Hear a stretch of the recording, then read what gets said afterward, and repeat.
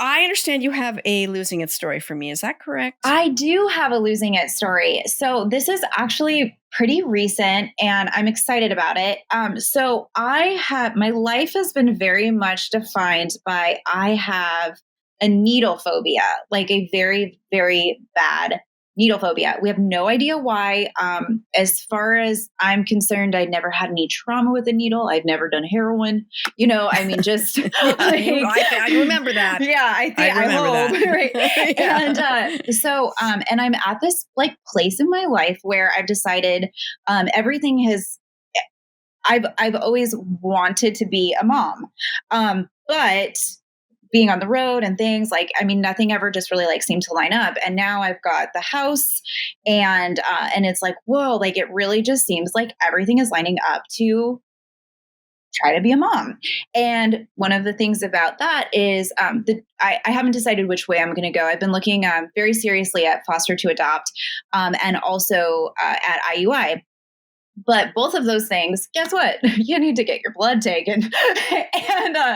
and I was just I've had knee surgeries and dealt with needles and vaccines and everything. And it was just you just kind of bear down and do it. But this is supposed to be like a fun process. So I started going to hypnotherapy for my needle phobia. And it was just I was like, well, I just want to do something to fix this. And I just got to the Googling and I was like, what can I do to find, I feel like with a phobia, you can never really get rid of it.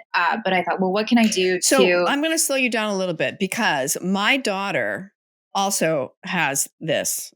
Okay. A little bit. I don't know if she has it worse or better, but she was a kid that when I would take her, I almost said to the vet, when I would take her to the pediatrician for the shots, tears and like sobs, pinprick in the finger, forget about it. Was that how it was for you? Yep. Same thing. Yep.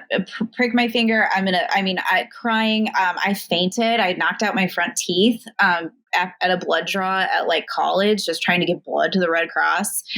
Well, that's pretty ballsy though. You've got a needle phobia, but still there you are. I'm going to give that blood to the Red Cross. Yeah. Well, I get some points for that, Aubree. I kind of took that like Nebraska, like cowboy approach where like, I'm just going to push through this.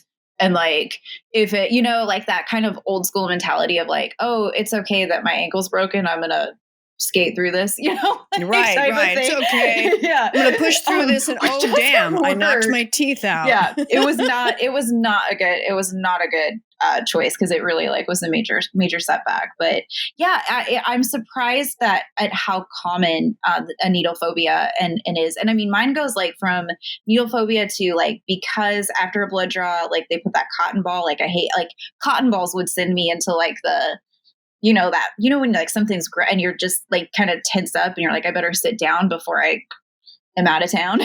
So I'm guessing your ears are not pierced.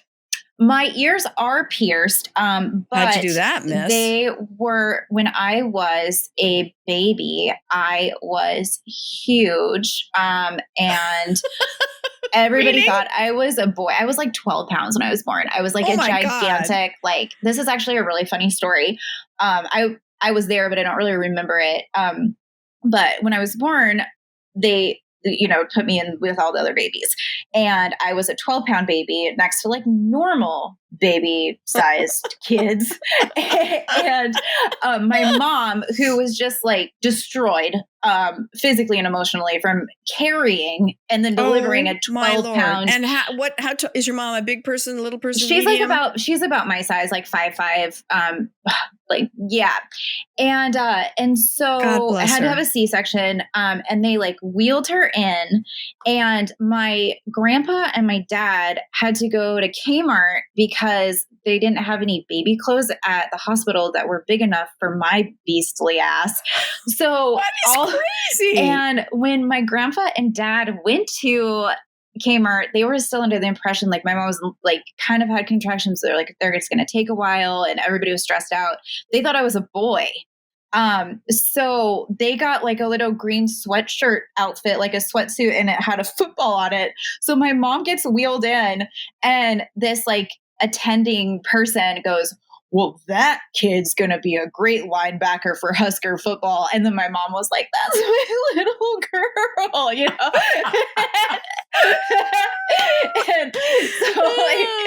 That's the opening scene of the movie. Aubree. That's the opening scene of the movie. Right. The Aubree Sweeney story. Exactly.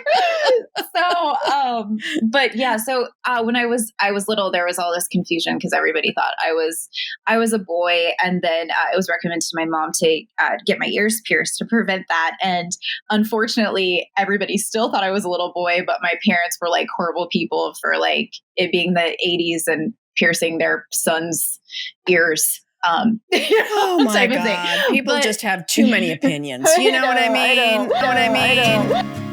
Losing it, losing it, losing it, losing it, losing it, losing it, losing it. If you